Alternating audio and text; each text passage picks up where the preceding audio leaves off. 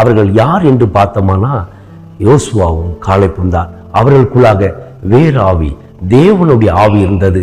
அதனால அவர்களுடைய பார்வைகள் வித்தியாசமா இருந்தது.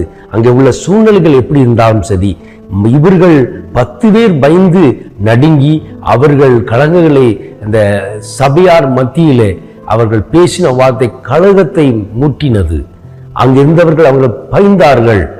ஆனா பாருங்க, ஆனா இவர்களோ அவர்களுக்கு பயப்பட வேண்டாம், இதுவரையிலும் அவர்களை காத்த நிழல் அவர்களை விட்டு விலகிற்று என்பதை இவர்கள் அறிந்தார்கள். காரணம், இவர்களுக்குள் இருந்த ஆவியானவர் வெளிப்படுத்தினார். அதனால தேவனுக்கு விரோதமாய் ஒன்றும் பேசாதீர்கள், அவர் நமக்கு நன்மையானவைகளை ஆயத்தப்படுத்தி வைத்திருக்கார் என்று சொல்வதையும் நாம் பார்க்கிறோம்.